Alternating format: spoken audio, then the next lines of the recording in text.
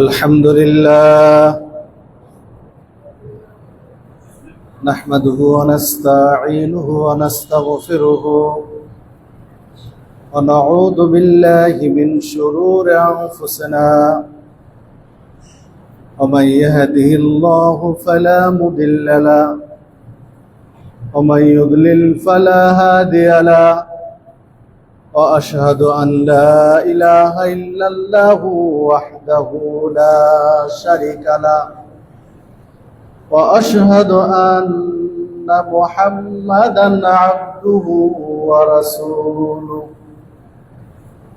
أرسله بالحق بشيرا ونذيرا وداعيا إلى الله بإذنه وسراجا منيرا أما بعد فإن خير الحديث كتاب الله وخير الهدي هدي محمد صلى الله عليه وسلم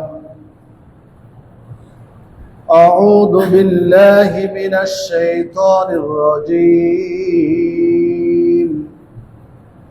بسم الله الرحمن الرحيم والعصر إن الإنسان لفي خسر إلا الذين آمنوا وعملوا الصالحات وتواصوا بالحق وتواصوا بالصبر وقال الله تعالى في موضع آخر يا أيها الذين آمنوا اتقوا الله وقولوا قولا سديدا وقال الله تعالى في موضع آخر ما يلفظ من قول إلا لديه رقيب عتيد عن أبي هريرة رضي الله عنه قال سئل رسول الله صلى الله عليه وسلم عن أكثر ما يدخل الناس الجنة قال تقوى الله وحسن الخلق وسئل عن أكثر ما يدخل الناس النار فقال الفم والفرج رواه الترمذي بإسناد صحيح وعن سهل بن سعد رضي الله عنه قال قال رسول الله صلى الله عليه وسلم من يضمن لي ما بين لحييه وما بين رجليه أضمن له الجنة رواه البخاري ومسلم عن عقبة بن عامر رضي الله عنه قال قلت يا رسول الله من ناجى قال أمسك عليك لسانك وليسعك بيتك وابكي على خطيئتك رواه الترمذي بإسناد صحيح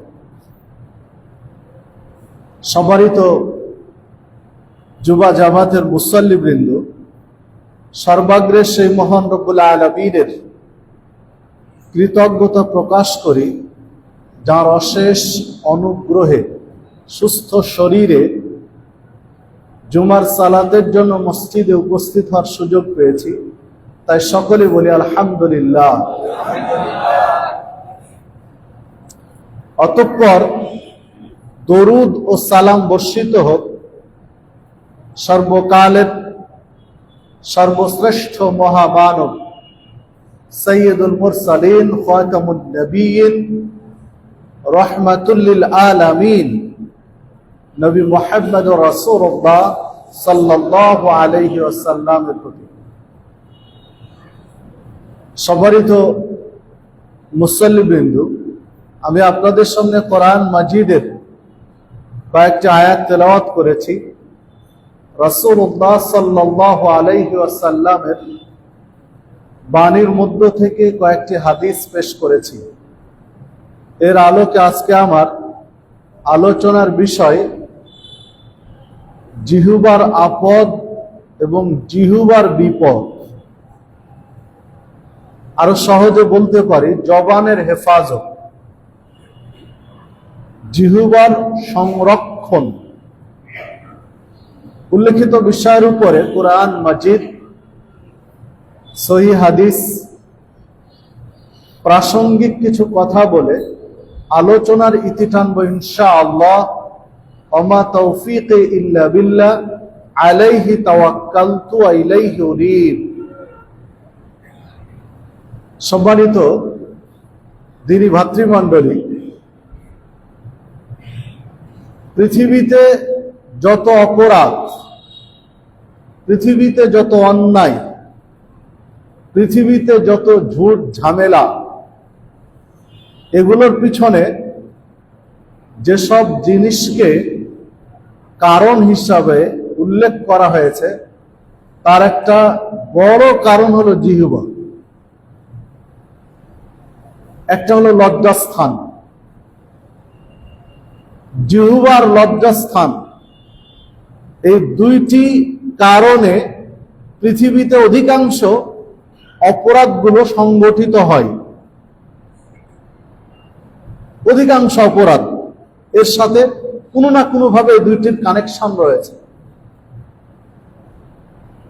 আরেকটু ব্যাপক অর্থে যদি যাই, তাহলে মূলত তিনটি কারণকে দায়ী করা হয় পৃথিবীর সমস্ত অপরাধ বা সমস্ত ক্রাইমের পিছনে।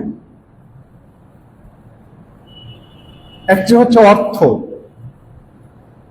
একটি হচ্ছে নারী, আর একটি হচ্ছে ক্ষমতা। আমি যেগুলো বলছি প্রত্যেকটার পিছনে সরাসরি কোরআন অথবা সুন্নাহ মানে নস, সরাসরি দলিল রয়েছে। যেমন সহিহ মুসলিমের একটি হাদিস পাওয়া যাবে, ৭১২৪ নম্বর হাদিস সহিহ মুসলিমের। আবু সাঈদ খুদরী রাদিয়াল্লাহু আনহু বলছেন, রাসূলুল্লাহ সাল্লাল্লাহু আলাইহি ওয়াসাল্লাম বলেছেন, ফাত্তাকুদ দুনিয়া ওয়াত্তাকুন নিসা, তোমরা দুনিয়া থেকে সাবধান থাকো আর নারী থেকে সাবধান থাকো। ফাইন্না আউওয়ালা ফিতনাতা বানি ইসরাইল কানাত ফিন নিসা, কেননা বানি ইসরায়েলের মতো প্রতিষ্ঠিত একটা কওম, একটা জাতি, এর ধ্বংসের সূচনা হয়েছিল নারী কেন্দ্রিক বিষয় দিয়ে। নারী কেন্দ্রিক বিষয়কে সূত্র ধরে পুরো একটা কওম, পুরো একটা জাতি, বানি ইসরায়েলের মতো একটা কওম শেষ হয়ে গেছে পৃথিবীতে। অথচ পৃথিবীতে যত নবী এবং রাসূল এসেছেন, সবচেয়ে বেশি নবী রাসূল এসেছেন বানি ইসরায়েল থেকে। বানি ইসরায়েলদের থেকে সবচেয়ে বেশি নবী রাসূল এসেছেন। সম্মানিত উপস্থিতি, সহিহ বুখারীতে একটি হাদিস পাওয়া যাবে, ৫০৯৬ নম্বর হাদিস সহিহ বুখারীর। সহিহ মুসলিমের ৭১২১ নম্বর হাদিস। আল্লাহ রাসূল সাল্লাল্লাহু আলাইহি ওয়াসাল্লাম বলছেন, মা তারাকতু বাদি ফিতনাতান আদাররা আলার রিজালি মিনান নিসা, আমি পরবর্তী পুরুষদের জন্য, আমার পরবর্তী মানুষের মধ্যে পুরুষদের জন্য নারীর চেয়ে বড় ফিতনা আর রেখে যায়নি। ফিতনা বলা হয়েছে, মা তারাকতু বাদি ফিতনাতান, মানে নারীর চেয়ে বড় ফিতনা পুরুষদের জন্য আর নেই। যে হাদিস সহিহ বুখারী এবং মুসলিমের। সম্মানিত উপস্থিতি, সহিহ বুখারীতে আরেকটি হাদিস পাওয়া যাবে, ২৫০ নম্বর হাদিস সহিহ বুখারীর। সহিহ বুখারীর ৭ নম্বর হাদিস আর সহিহ মুসলিমের ২৫০ নম্বর হাদিস। আল্লাহ রাসূল সাল্লাল্লাহু আলাইহি ওয়াসাল্লাম বলছেন, মা রাআইতু মিন নাকিসাতি আকলিন ওয়া দাইনিন আযহাবা লিলুব্বির রাজুলিল আদা মিন ইহদাকুন্না। নারীদের বৈঠকে বলেছিলেন, নারীদের একটা মাজলিসে আল্লাহ রাসূল সাল্লাল্লাহু আলাইহি ওয়াসাল্লাম এই হাদিসটি বলেছিলেন যে তোমাদের শরীয়ত পালন বা দ্বীনদারিতা পুরুষের চেয়ে কম, পাশাপাশি জ্ঞান গরিমা বুদ্ধিমত্তায় পুরুষদের চেয়ে তোমরা কম, তারপরেও আযহাবা লিলুব্বির রাজুলিল হাযিম, একজন সূক্ষ্মদর্শী সচেতন জ্ঞানী ব্যক্তিকে, পুরুষকে তোমরা যত দ্রুত নিজের বশে আনতে পারো, নিজের কন্ট্রোলে রাখতে পারো, আর কেউ পারে আমি দেখিনি, মা রাইট, আমি আর দেখিনি। মানে পুরুষের চেয়ে তোমাদের জ্ঞান গরিমা কিছু কম, শরীয়ত পালনও কম, তারপরও পুরুষকে ঘায়েল করতে তোমরা যত দ্রুত পারো আর কেউ পারে আমি জানি না। হাদিস সহিহ বুখারী এবং মুসলিমের। সম্মানিত উপস্থিতি, তাহলে সারা পৃথিবীর অপরাধ সংগঠিত হওয়ার পিছনে যেসব বিষয় কেন্দ্রিক অপরাধগুলো হয় তার মধ্যে একটা নারী। আপনি হিসাব করে দেখেন, চারিদিকে চোখ বুলিয়ে দেখেন, নারী কেন্দ্রিক কত অপরাধ রয়েছে, আপনি হিসাব মিলাতে পারবেন না, যেগুলোর পিছনে নারী কেন্দ্রিক, নারীদের সম্পৃক্ততা রয়েছে, তাদের সংশ্লিষ্টতা রয়েছে। আরেকটা বলছিলাম অর্থ, অর্থের কারণে পৃথিবীর অপরাধগুলো সংগঠিত হয়। আল্লাহ রাসূল সাল্লাল্লাহু আলাইহি ওয়াসাল্লাম বলেছেন, ইন্না লিকুল্লি উম্মাতিন ফিতনাতান, প্রত্যেকটা উম্মতকে আল্লাহ কোনো না কোনো ফিতনা দিয়ে, কোনো না কোনো বিপদ দিয়ে, মুসিবত দিয়ে পরীক্ষা নিয়েছেন। প্রত্যেকটা উম্মতকে আল্লাহ কোনো না কোনো ফিতনা, বিপদ, মুসিবত দিয়ে পরীক্ষা নিয়েছেন। ও ফিতনাতু উম্মতি আল মাল, আর আমার উম্মতের ফিতনা, আমার উম্মতের বিপদ, মুসিবত, পরীক্ষার বিষয় হচ্ছে সম্পদ। যে হাদিস তিরমিজির মধ্যে পাবেন এবং হাদিস সহিহ। সম্মানিত উপস্থিতি, তাহলে এই উম্মতের জন্য সবচেয়ে বড় মুসিবত, সবচেয়ে বড় বিপদ, সবচেয়ে বড় পরীক্ষার বস্তু হচ্ছে সম্পদ। আল্লাহ রাসূল সাল্লাল্লাহু আলাইহি ওয়াসাল্লাম আরেকটি হাদিসে বলেছেন, যে হাদিসটি সহিহ বুখারীর মধ্যে বর্ণিত হয়েছে, ৭২৭৪ নম্বর হাদিস। আল্লাহ রাসূল সাল্লাল্লাহু আলাইহি ওয়াসাল্লাম বলছেন, যদি কোনো মানুষকে আল্লাহ দুই পৃথিবী ভর্তি সম্পদ দিয়ে দেন, দুই পৃথিবী সম্পদ দিয়েছেন ভর্তি করে, আর এক বর্ণনায় রয়েছে দুই পৃথিবী স্বর্ণ দিয়ে ভর্তি করে দেন। সহিহ বুখারীর বর্ণনা রয়েছে দুই পৃথিবী সম্পদ, আর অন্য এক হাদিসের বর্ণনা রয়েছে দুই পৃথিবী স্বর্ণ। দুই পৃথিবী। লাউ কানা লিবনি আদম ওয়াদিয়ান মিন মালিন,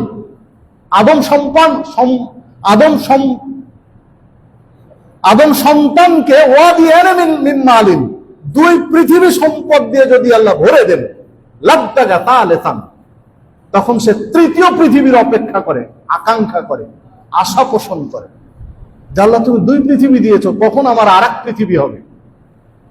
ওয়ালা ইয়ামলাউ জাওফাবনি আদম ইল্লা তুরাব, আদম সন্তানের এই চাহিদা কেউ ভরাতে পারবে না, আদম সন্তানের পেট কেউ ভরাতে পারবে না মাটি ছাড়া। মানে হাত্তা যুরতুমুল মাকাবির, কবরে না যাওয়া পর্যন্ত আশা আকাঙ্ক্ষা শেষ হবে না। যত আল্লাহ দিবেন তার চাহিদা তত বেশি।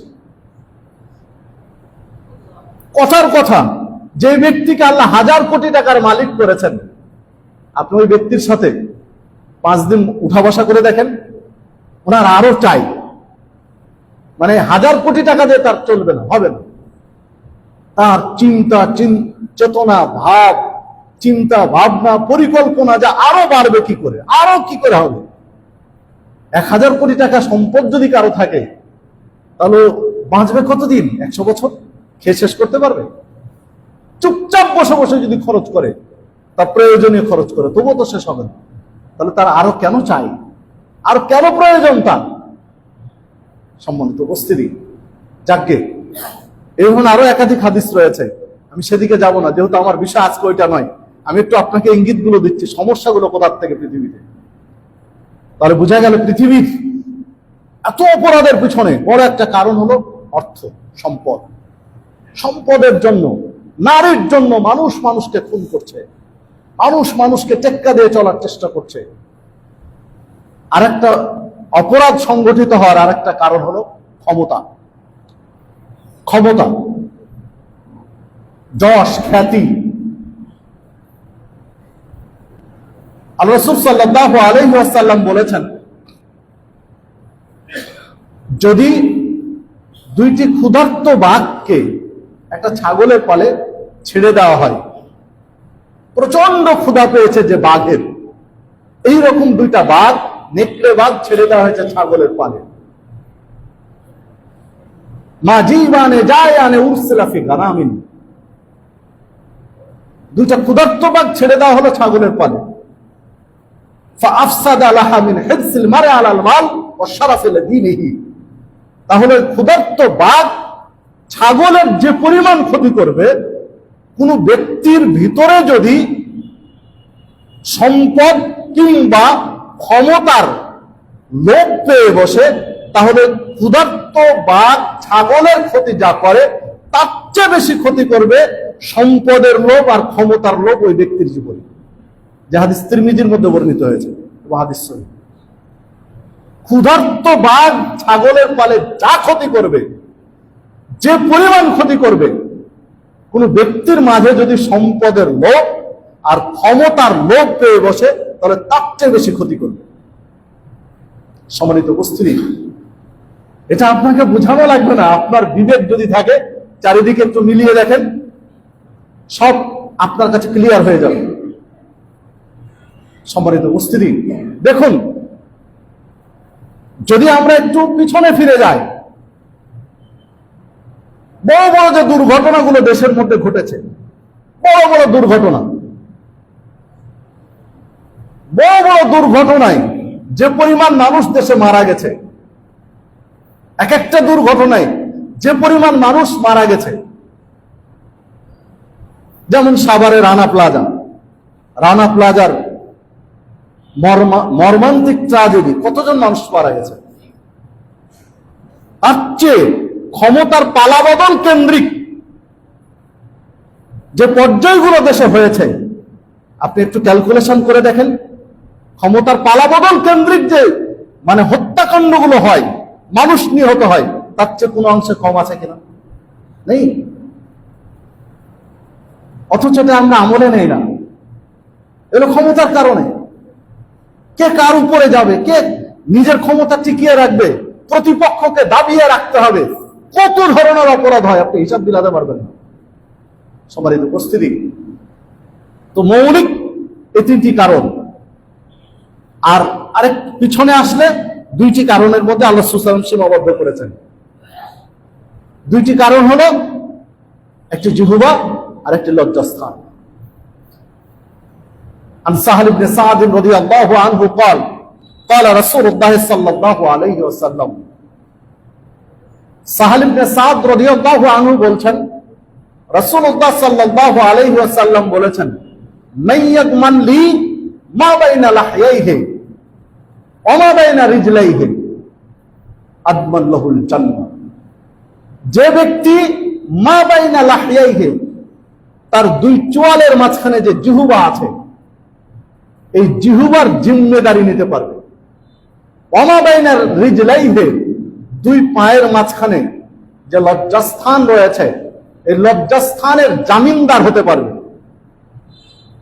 দুই চোয়ালের মাঝখানে জিহ্বা আর দুই পায়ের মাঝখানে লজ্জাস্থান, এই দুইটির জিম্মেদারি যদি কেউ নিতে পারে, জামিনদার নিতে পারে, যে এই জিহ্বা দিয়ে কোনো অন্যায় কিছু করবে না, অন্যায় কিছু খাবে না, এই জিহ্বার সুষ্ঠু ব্যবহার করবে, অপব্যবহার করবে না, লজ্জাস্থানের সুষ্ঠু ব্যবহার করবে, অপব্যবহার করবে না, এই দুইটি যে নিশ্চিত করতে পারবে, জিম্মেদারি নিতে পারবে, আদমান লাহুল জান্নাহ, আমি নবী তার জন্য জান্নাতের জিম্মেদারি নিচ্ছি। সহিহ বুখারী 6474 নম্বর হাদিস, এটা হাদিস সহিহ বুখারী। হ্যাঁ, আপনি নেন দুইটির জিম্মেদারি, যে আপনার বিবেক হওয়ার পর থেকে, বা আপনি আজ থেকে শুরু করেন, আজ থেকে তওবা করে পিছনেরটা রেখে দেন, পিছনে যা অপরাধ হয়েছে আজকে তাওবাতান নাসুহা করে নিন। আজ থেকে নিয়ে মরা পর্যন্ত আপনি জিহ্বার অপব্যবহার করবেন না, আজ থেকে নিয়ে মৃত্যু পর্যন্ত আপনি লজ্জাস্থানের অপব্যবহার করবেন না। আপনি জিম্মেদারি নেন, আল্লাহ রাসূল সাল্লাল্লাহু আলাইহি ওয়াসাল্লাম আপনার জান্নাতের জিম্মেদারি নিয়েছেন। কিভাবে জান্নাত নিয়ে দিতে হয় আল্লাহর কাছ থেকে তিনি নিয়ে দিবেন। তবে এই দুইটা জিম্মেদারি নিতে হবে। হাদিস সহিহ বুখারী। সম্মানিত উপস্থিতি, তবে বড়ই কঠিন। লজ্জাস্থানের জিম্মেদারি নেওয়া কিছুটা সহজ, কিন্তু জিহ্বার জিম্মেদারি নেওয়া অনেক কঠিন। শুধু কঠিন নয়, অনেক অনেক কঠিন। লজ্জাস্থানের জিম্মেদারি নেওয়া এই জন্যই সহজ যে লজ্জাস্থান বৈধভাবে ব্যবহার করার একটি পথ, সেটি হলো বিবাহ। বিবাহ ছাড়া লজ্জাস্থান নিয়ন্ত্রণে রাখার সেকেন্ড কোনো পথ নেই। হ্যাঁ, যারা বিয়ে করতে সক্ষম নয়, এ মাশারা সাবাব মান ইসতাতা মিনকুমুল বাত ফালিয়াতাজাওয়াজ। আল্লাহ রাসূল সাল্লাল্লাহু আলাইহি ওয়াসাল্লাম বলছেন, হে যুব সম্প্রদায়, তোমার চক্ষু নিচু রাখবে, লজ্জাস্থানকে নিয়ন্ত্রণে রাখবে। তাহলে বিকল্প আরেকটা রাস্তা বলা হয়েছে, যদি কেউ বিয়ে করতে সক্ষম না হয়, এটা অপারগ হলে, কিন্তু সক্ষম হলে বিয়ে করতে হবে। তাহলে বিয়ে করলে লজ্জাস্থান কেন্দ্রিক যে অপরাধগুলো হয় এগুলো নিয়ন্ত্রণ করা সহজ, একেবারে সহজ। বিয়ে করে স্ত্রীকে কাছে রাখুন, বিয়ে করে স্ত্রীকে কাছে রাখুন, দেখুন লজ্জাস্থান কেন্দ্রিক অপরাধগুলো আপনার কমে যাবে, লজ্জাস্থান কেন্দ্রিক সমস্যাগুলো আপনার দূর হয়ে যাবে। তো এটা তো কিছুটা সহজ আছে নিয়ন্ত্রণ করা, যদিও বর্তমান প্রেক্ষাপটে অনেক কঠিন। এটা ছেলে মেয়ে নষ্ট হওয়ার সব রাস্তা খোলা, ভালো হওয়ার রাস্তাগুলো বন্ধ। নষ্ট হওয়ার সব রাস্তা খোলা আছে, কিন্তু ভালো হওয়ার রাস্তা খোলা নেই, বন্ধ করা আছে। নষ্ট হওয়ার যত পথ উন্মুক্ত আছে, ভালো হওয়ার তত পথ উন্মুক্ত নেই বর্তমান দেশে। একটা ছেলে মেয়ে ক্লাস 4, 5, 6, 7, 8 পড়ে, তাদের প্রায় সবার হাতে অ্যান্ড্রয়েড ফোন আছে, স্মার্টফোন আছে। একটা সন্তানকে নষ্ট করতে বেশি কিছু লাগবে না, তার হাতে একটা স্মার্টফোন তুলে দেন আর ওয়াইফাই বা নেট কানেকশন দিয়ে দেন, বেশি সময় লাগবে না। 1 বছর পরে দেখেন তার অধঃপতনটা কোন জায়গায় দিকে দাঁড়িয়েছে। তাকে স্বাধীনভাবে একটা ফোন ব্যবহার করতে দেন, স্মার্টফোন, তাকে আর নষ্ট করার জন্য কিছু লাগবে না। ওই একটা ফোনই যথেষ্ট তাকে নষ্ট করার জন্য। কারণ এই ফোনগুলোতে নষ্ট হওয়ার জন্য যে পরিমাণ উপকরণ দেওয়া আছে, একটা সন্তানকে ভালো করার জন্য সে পরিমাণ উপকরণ নেই। এক্ষেত্রে রাষ্ট্রেরও যথেষ্ট ভূমিকা নেই, রাষ্ট্রের দায়িত্বশীলরাও অবহেলা করছে এই বিষয়গুলো। অনেক কিছুই তারা খুব সহজেই নিয়ন্ত্রণ করে, কিন্তু এই জিনিসগুলো গুরুত্ব দেয় না।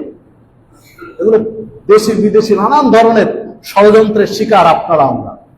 এক্ষেত্রে অভিভাবকদের সচেতনতা হবে, কারণ যে পরিমাণ ব্লু ফিল্ম গুলো, পর্নোগ্রাফি গুলো এই ফোনগুলোর সাথে কানেক্টিং করা আছে, এগুলো তো চাইলেই নিয়ন্ত্রণ করা যায়। এটা সম্ভব, অসম্ভব নয়, কিন্তু সে ধরনের পদক্ষেপ নেই। সম্মানিত উপস্থিতি, এই পরিস্থিতিতে নারীদের বেপর্দা, নারীদের অবাধ চলাফেরা রাত দিন, এই অবস্থায় লজ্জাস্থান নিয়ন্ত্রণ রাখা অনেক কঠিন। তারপর আপনাকে রাখতে হবে। আপনি রাখবেন কিভাবে?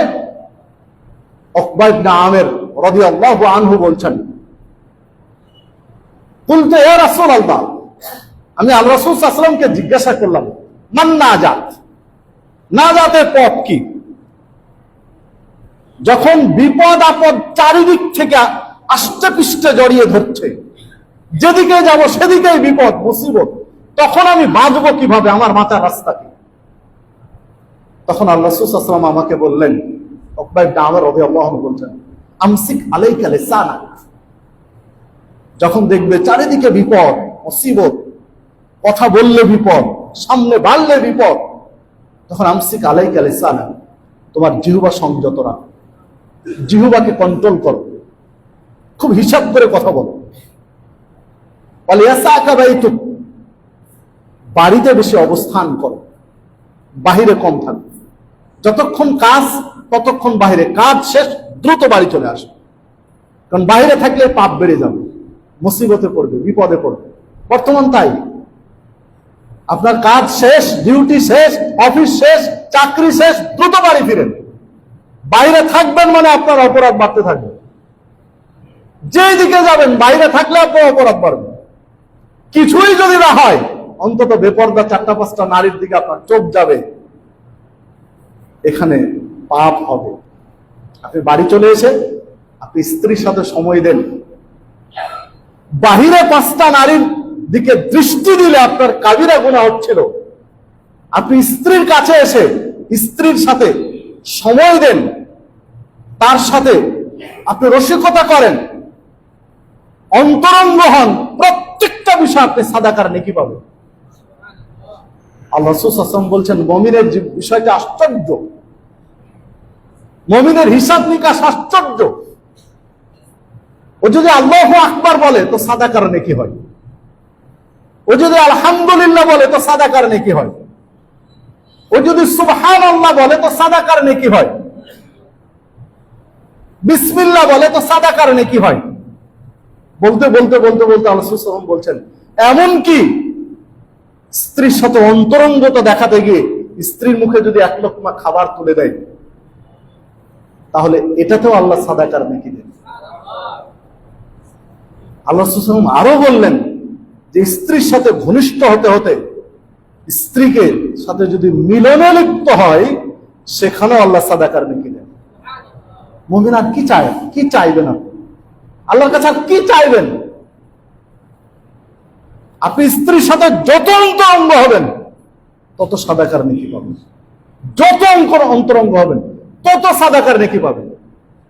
আপনি বাহিরে একটা নারীর দিকে যত জয় সেকেন্ড সময় দিবেন, জয় মিনিট সময় দিবেন, এটা নারীর দিকে, বেগা নারীর দিকে যতবার তাকাবেন ততবার কাবিরা গুনাহ হবে।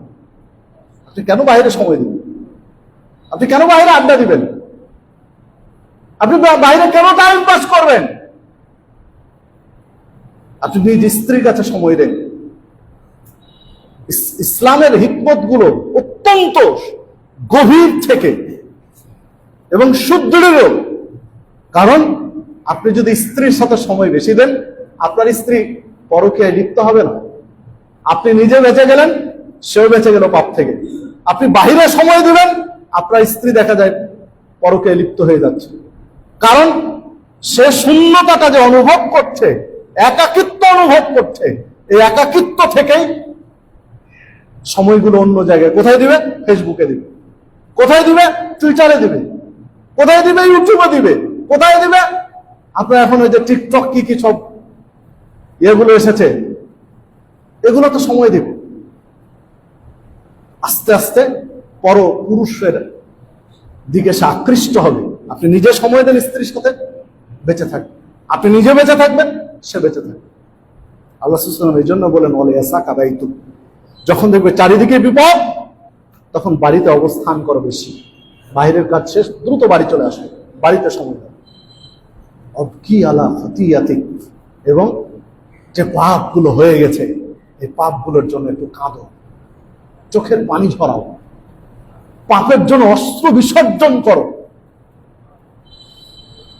জাহান্নামের আগুন প্রশান্ত মহাসাগরের পানি দিয়ে নিভাতে পারবেন এই মর্মে কোনো আলোচনা নেই। প্রশান্ত মহাসাগরের পানি যদি একবারে ঢেলে দেন জাহান্নামের ভিতরে, আগুন নিভে যাবে, তার কোনো প্রমাণ নেই।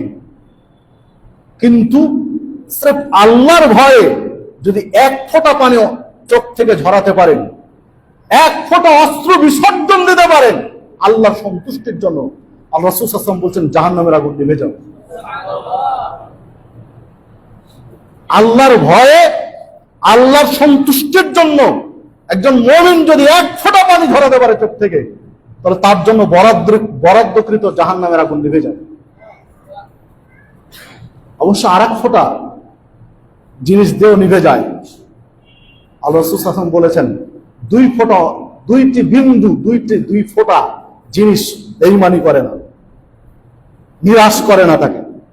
এক হলো চোখের পানি, আর একটা হলো আল্লাহর রাস্তায় যারা জিহাদ করে তাদের রক্ত প্রথম ফোঁটা যখন ঝরে পড়ে, এটা বেঈমানি করে না, জাহান্নামের আগুন নিভে যায়।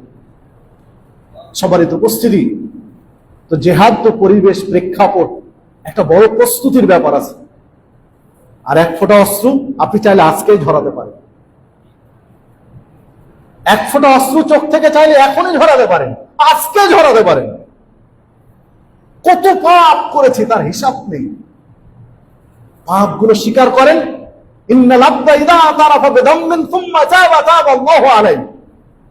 আয়েশা সিদ্দিকা রাদিয়াল্লাহু আনহা বলছেন, রাসূলুল্লাহ সাল্লাল্লাহু আলাইহি ওয়াসাল্লাম বলেছেন, যখন বান্দা তার পাপগুলো স্বীকার করে নেয় আল্লাহর কাছে, ইন্নাল আবদা ইযা আতারাফা বিযামব, যখন পাপ আল্লাহর কাছে স্বীকার করে যে আল্লাহ আমি পাপ করেছি, এই অপরাধ করেছি, এরপরে তওবা করে, তখন আল্লাহ তওবা কবুল করে।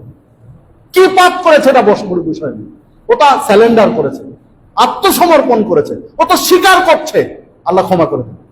যে হাদিস সহিহ বুখারীতে বর্ণিত হয়েছে। সবারই উপস্থিতি নিজের পাপগুলো স্বীকার করেন, স্বীকার করে আল্লাহর কাছে একটু ক্ষমা চান। 1 ফোঁটা পানি ঝরান চোখ থেকে, দেখেন জাহান্নামের আগুন নিভে যাবে। আল্লাহ রাসূল সাল্লাল্লাহু আলাইহি ওয়াসাল্লাম নাজাতের, মুক্তির পথ বাতলালেন। জিহ্বা সংযত রাখো, বাড়িতে বসে অবস্থান করো, আর নিজের পাপের জন্য কাঁদো, চোখের পানি ঝরাও, তাহলে নাজাত পেয়ে যাবে, মুক্তি পেয়ে যাবে। যে হাদিস তিরমিজির মধ্যে বর্ণিত হয়েছে, 2406 নম্বর হাদিস, এবং সহিহ গ্রহণীয় সনদে বর্ণিত হয়েছে। রাসূলুল্লাহ সাল্লাল্লাহু আলাইহি ওয়াসাল্লাম এই মর্মে আরো অনেক আলোচনা করেছেন। আবু হুরায়রা রাদিয়াল্লাহু আনহু বলছেন, সুইলা রাসূলুল্লাহ সাল্লাল্লাহু আলাইহি ওয়াসাল্লাম আন আকসারে মা ইউদখিলুন নাসান না। আল্লাহ রাসূল সাল্লাল্লাহু আলাইহি ওয়াসাল্লামকে জিজ্ঞাসা করা হলো, প্রশ্ন করা হলো, জাহান্নামে যারা যাবে, অধিকাংশ জাহান্নামীদের জাহান্নামে যাওয়ার কারণ কি? কেন তারা জাহান্নামে যাবে? যত জাহান্নামী, এদের জাহান্নামে যাওয়ার অপরাধ কি? কারণ কি? কি সমস্যা? কোন অপরাধে জাহান্নামে গিয়েছে? ফাকাল, তখন রাসূলুল্লাহ সাল্লাল্লাহু আলাইহি সাল্লাম বললেন, আল ফাম আল ফারজ। 2টি কারণে অধিকাংশ মানুষ জাহান্নামে যাবে। যত মানুষ জাহান্নামে গেছে, অধিকাংশ মানুষের জাহান্নামে যাওয়ার কারণ হলো 2টি। একটা হলো মুখ, আল ফাম, আল ফারজ, লজ্জাস্থান। মুখের কারণে মানুষ জাহান্নামে যাবে, লজ্জাস্থানের কারণে মানুষ জাহান্নামে যাবে। মুখ মানুষকে জাহান্নামে নিয়ে যাবে, লজ্জাস্থান মানুষকে জাহান্নামে নিয়ে যাবে। সবার উপস্থিতি। আর এই 2টাই কন্ট্রোলে রাখতে বললেন, এই 2টাকে নিয়ন্ত্রণ করতে বললেন, এই 2টাই সংযত রাখতে বললেন, এই 2টার জিম্মেদারি নিতে বললেন। তাহলে রাসূল জান্নাতের জিম্মেদারি নেওয়ার আশ্বাস দিয়েছেন, প্রতিশ্রুতি দিয়েছেন জান্নাতের জিম্মেদারি, যদি এই 2টাকে আপনি আমি নিয়ন্ত্রণ করতে পারি। তো যেটা বলছিলাম যে লজ্জাস্থান নিয়ন্ত্রণ করা সহজ, খুব সহজেই সম্ভব বিয়ের মাধ্যমে, কিন্তু মুখ এর নিয়ন্ত্রণ করা, জিহ্বার নিয়ন্ত্রণ করা অনেক কঠিন। মাত্র কয়েক ইঞ্চির একটা টুকরো জিহ্বা। শরীরে মানুষের যে অঙ্গ প্রত্যঙ্গ গুলো রয়েছে, এর মধ্যে সবচেয়ে নরম, সফট অংশটাই হলো জিহ্বা। একেবারে নরম, একেবারে সফট, কিন্তু এর যে ধার, এটা মানে এর চেয়ে ধারালো জিনিস আর পৃথিবীতে কিছু নেই। এর চেয়ে ধারালো জিনিস পৃথিবীতে কিছু নেই। দেখেন, এই যে সামনে কুরবানি রয়েছে, কিছুদিন পরে আগামী মাসে কুরবানি, লক্ষ লক্ষ গরু, খাসি, উট, দুম্বা, কত কিছু জবাই হবে, সবে জিহ্বা খেয়ে সাবার করে দেবে, সব কিছু শেষ করে দেবে। আর এই জিহ্বার ধার, মানুষ বলে মারের আঘাত মিশে যায়, কিন্তু কথার আঘাত মিশে না। কাউকে মারলে আঘাত লাগে শরীরে, আর জিহ্বা দিয়ে, কথা দিয়ে আঘাত দিলে সেটা লাগে হৃদয়ে, অন্তর ছিন্ন ভিন্ন করে দেয়, অন্তর চুরমার করে দেয় মানুষের এই জিহ্বা কথার মাধ্যমে। ফায়সালা আল্লাহ রাব্বুল আলামিন 2000 বছর আগে দিয়েছেন, সূরা আহজাব 70 নম্বর আয়াত। ইয়া আইয়ুহাল্লাযীনা আমানুত্তাকুল্লাহ, হে ঈমানদারগণ তোমরা আল্লাহকে ভয় করো। আকুলু কওলান সাদীদা, এবং মানুষের সাথে কথা বলো সবচেয়ে নম্রভাবে, নরম স্বরে কথা বলো মানুষের সাথে, কারণ কথার আঘাত মারাত্মক। কথার আঘাত মানুষ ভুলতে পারে না, এই জন্য কথা বলতে হবে মানুষের সাথে খুব হিসাব করে। আল্লাহ মুখ দিয়েছেন, মনে যা আসবে, মুখে যা আসবে তাই বলে দিবেন, জি না। আপনার অনেক টাকা পয়সা আছে, আপনি একজন শিল্পপতি, আপনি একজন ধনকুবের, প্রসঙ্গত কারণে আপনি রিক্সায় উঠেছেন, একটা অটোতে উঠেছেন, সিএনজিতে উঠেছেন, ভাড়া নিয়ে দুটা কথা হয়েছে, ভাড়া একটু বেশি চাচ্ছে 10 টাকা, আপনি যা তা বলে দিবেন মুখ দিয়ে, জি না, ইসলাম এটা শেখায় না। ইসলামে এই শিক্ষা দেয় না। একজন রিক্সা চালক দিন মজুরের সাথে আপনাকে নম্রভাবে কথা বলতে হবে, কর্কশ ভাবে নয়।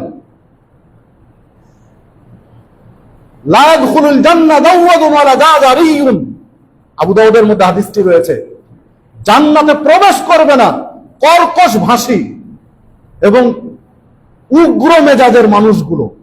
হাদিস আবু দাউদের মধ্যে বর্ণিত হয়েছে সহিহ সনদে।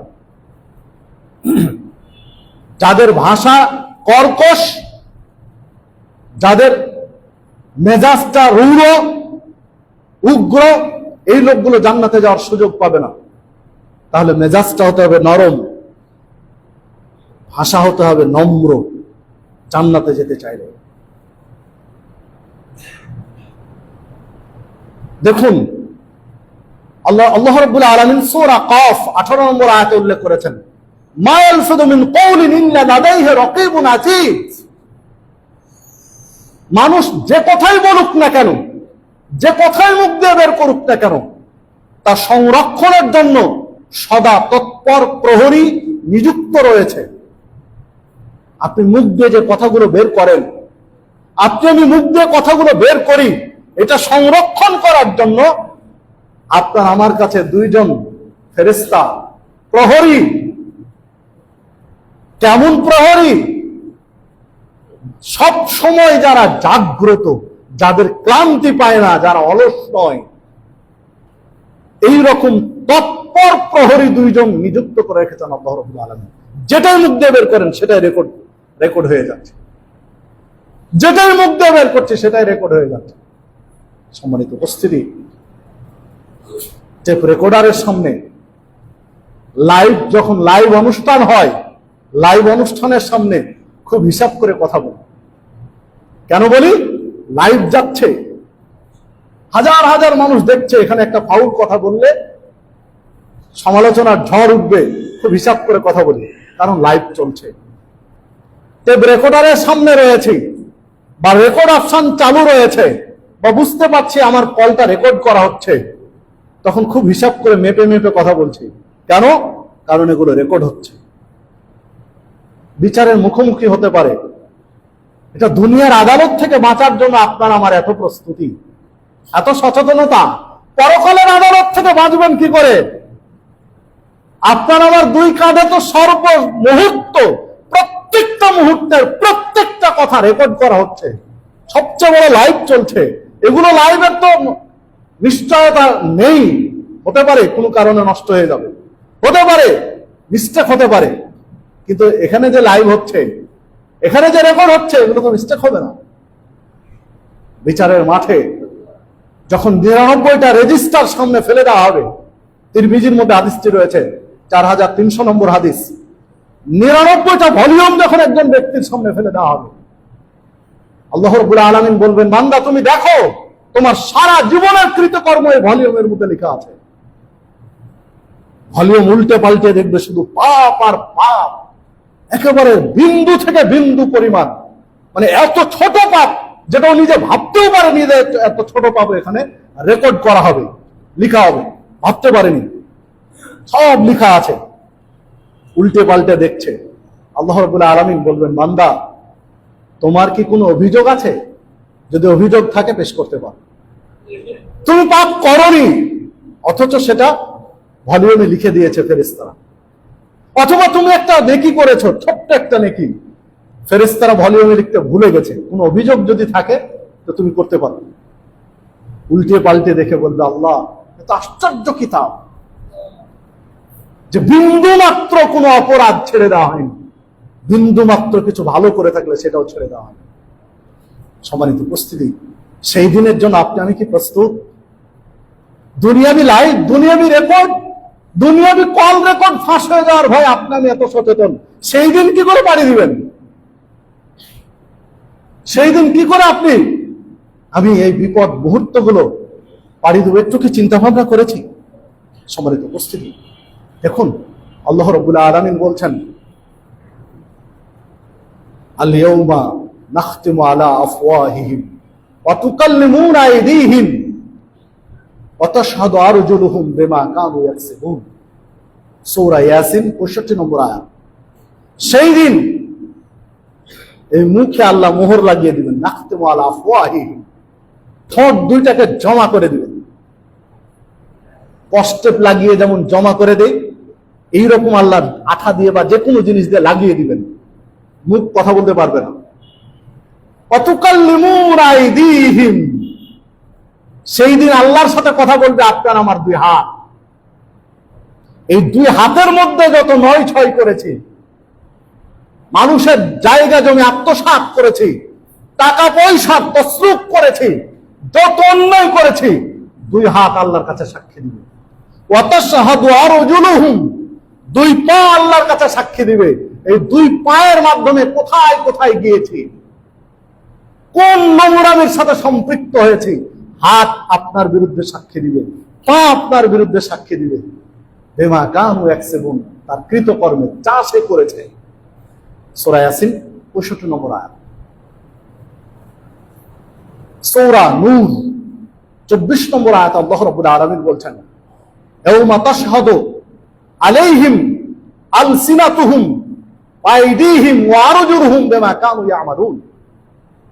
তার বিরুদ্ধে সাক্ষী দিবে, সেই দিন তার বিরুদ্ধে সাক্ষী দিবে তার দুই পা, দুই হাত, এমনকি জিহ্বাও তার বিরুদ্ধে সাক্ষী দিবে, মুখও তার বিরুদ্ধে সাক্ষী দিবে। যা কৃতকর্ম সে করেছে, যে কাজগুলো সে করেছে। সম্মানিত উপস্থিতি, এর জন্য আপনি আমি কতটুকু প্রস্তুতি নিয়ে রেখেছি? আসুন আমরা একটু নিজেকে শুধরিয়ে নেই, একটু আত্মসমালোচনা করি, একটু পরকাল মুখী হই, একটু ভাবি বিষয়গুলো। এই পৃথিবীতে চিরদিন থাকবো না, চিরদিন কেউ ছিলও না। সবচেয়ে ক্ষমতাধর ব্যক্তি যারা নিজেকে মনে করত, এখন বিশ্বে যারা সবচেয়ে ক্ষমতাধর, কেউ তো নিজেকে রব দাবি করেন, আল্লাহ দাবি করেন, কতটুকু তার ক্ষমতা।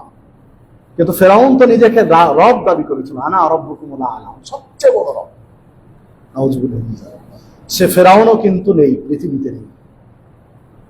যে নমরুদ অনেক প্রতাপশালী নিজেকে দাবি করেছিল, সেও কিন্তু পৃথিবীতে বেঁচে নেই। যে কারণ সবচেয়ে ধনী বলা হতো, ধনকুবের, সেও কিন্তু পৃথিবীতে বেঁচে নেই। আপনিও আমি থাকবো না। আপনার আমারও চূড়ান্ত ঠিকানা 3.5 হাত মাটির নিচে। এই পৃথিবী মায়া মহব্বত সব ত্যাগ করে, হাজার হাজার কোটি কোটি টাকা পয়সা, ধন দৌলত, পিত্ত বৈভব সব ফেলে দিয়ে মাত্র 3টা সাদা কাপড় পরে 3.5 হাত মাটির নিচে যেতে হবে। পৃথিবীতে যেমন এসেছিলাম এক লেভেলে, কে ধনী কে গরিব, কে আমির কে ফকির, কোনো পার্থক্য ছিল না। উলঙ্গ অবস্থায় এক লেভেলে একজন ফকিরের সন্তান, একজন শিল্পপতির সন্তান একইভাবে পৃথিবীতে এসেছে। ঠিক বিদায় নিব একইভাবে। কে আমির, কে ফকির, কে শিল্পপতি, কে ধনে কুবের, এগুলো নয়। ওই 3টা কাফন নেই, ওই মাটির নিচে চলে যাব। এসেছি যেভাবে এক লেভেলে, যাবো এইভাবে এক লেভেলে। মাঝখানে মাত্র এই 30, 40, 60, 70, 100 বছরের আপনার আমার এই মিথ্যে অহংকার, আপনার আমার এই মিথ্যে ভালোবাসা, মিথ্যে মরীচিকায়। পরকালের সফলতা হচ্ছে চূড়ান্ত সফলতা। আসুন আপনি আমি পরকালের জন্য নিজেকে প্রস্তুত করি। বাল তুসিরুনাল হায়াতাদ দুনিয়া ওয়াল আখিরাতু খায়রুন ওয়া আবকা। তোমরা দুনিয়াবী জীবনকে প্রাধান্য দাও, কিন্তু আখিরাত স্থায়ী এবং কল্যাণকর। আসুন আমরা আখিরাতের জন্য নিজেকে প্রস্তুত করি। আখিরাতের জন্য নিজেকে গড়ে তুলি, পরকালের জন্য নিজেকে প্রস্তুত করি, নিজের ছেলে মেয়েকে প্রস্তুত করি, পরিবারকে প্রস্তুত করি। এর জন্য জিহ্বা নিয়ন্ত্রণ করি, লজ্জাস্থানকে নিয়ন্ত্রণ করি।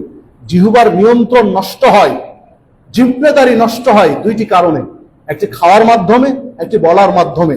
মিথ্যা কথা বলা, গীবত করা, পরনিন্দা করা, চুগলখড়ি করা, প্রতারণা করা, ধাপ্পাবাজি করা, এসব কারণে জিহ্বার নিয়ন্ত্রণ নষ্ট হয়। আর একটা খাওয়ার কারণে, যাবতীয় হারাম খাদ্য, সুদ, ঘুষ, আত্মসাৎ, ঠগিয়ে ব্যবসা বাণিজ্য থেকে মানুষকে প্রতারিত করে এই যে জিহ্বায় দিচ্ছি, এর মাধ্যমে জিহ্বার নিয়ন্ত্রণ হারিয়ে যায়। সহিহ বুখারীতে একটি হাদিস রয়েছে, আমি আলোচনার শেষের দিকে চলে এসেছি। সহিহ বুখারীতে একটি হাদিস রয়েছে যে কবরের সর্বপ্রথম যে জিনিসটি পচন ধরে, সেই জিনিসটি হলো পেট। যে পেট আপনি হারাম খাদ্য দিয়ে লোড করছেন, এটাই সবার আগে পচন ধরে। বিধায় আপনি সাবধান হন, হালাল উপার্জন করেন, হারাম থেকে বেঁচে থাকেন। যে হাদিস সহিহ বুখারীতে বর্ণিত হয়েছে।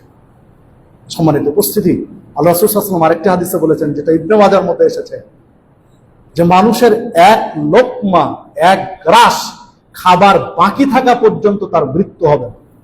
সেটা পাবেই সে, হয় একদিন আগে পাবে, না হয় একদিন পরে পাবে। তড়িৎ পাবে, না হলে একটু দেরিতে পাবে। আপনি এত ব্যস্ত হয়ে যাচ্ছেন কেন? আপনার জন্য বরাদ্দ যে রিজিক, তা আপনি শেষ না করা পর্যন্ত আপনার মৃত্যু হবে। ওমা মিন দাব্বাতিন ফিল আরদ ইল্লা আলাল্লাহি রিজকুহা। আল্লাহ পৃথিবীতে কোনো প্রাণী সৃষ্টি করেন না তার রিজিক নিশ্চিত না করে। পৃথিবীতে একটা প্রাণী সৃষ্টির আগে আল্লাহ তার রিজিকের ব্যবস্থা করেছেন, তারপরে প্রাণী সৃষ্টি করেছেন। শুধু মানুষ না, একটা গরু ছাগল পর্যন্ত। তাহলে আপনি এত ব্যস্ত হচ্ছেন কেন? চাই হালাল হারাম বাজ বিবেচনা নেই, তা চাই টাকা, কি করে আপনি টাকা পয়সা ইনকাম করবেন? এত ব্যস্ত হচ্ছেন কেন? আপনার বরাদ্দকৃত রিজিক আপনি পাবেন। বৈধ পথে চেষ্টা করেন, তদবির করেন। বাড়িতে হাত গুটিয়ে বসে থাকবেন আর রিজিক আসবে, এটা নয়। আপনি বৈধ পথে উপার্জন করেন, চেষ্টা করেন, আপনার রিজিক আপনি পাবেন ইনশাআল্লাহ। আল্লাহ রাব্বুল আলামিন আমাদের সকলকে বুঝার তৌফিক দান করুন। আল্লাহ রাব্বুল আলামিন আমাদেরকে জিহ্বা এবং লজ্জাস্থান নিয়ন্ত্রণে রাখার তৌফিক দান করুন। এই দুইটার জিম্মেদারি পালন করার তৌফিক দান করুন। আল্লাহ, তুমি আমাদের এই দুইটার জিম্মেদারি সঠিকভাবে পালন করতে পারি। রাসূল যেন আমাদের জান্নাতের জিম্মেদারি নেয়, আল্লাহ তুমি এই ব্যবস্থা করে দিও। আমরা যে অতীতে ভুলগুলো করেছি, আমরা নতশিরে স্বীকার করে নিচ্ছি। আল্লাহ তুমি আমাদেরকে ক্ষমা করে দাও। আমাদের পাপগুলো ক্ষমা করে দিয়ে আমাদেরকে জান্নাতের পথিক হিসাবে আল্লাহ তুমি কবুল করো। সিরাতে মুস্তাকিমের পথিক হিসেবে আল্লাহ তুমি কবুল করো। আমিন। আকুলু কওলি হাযা ওয়াস্তাগফিরুল্লাহ।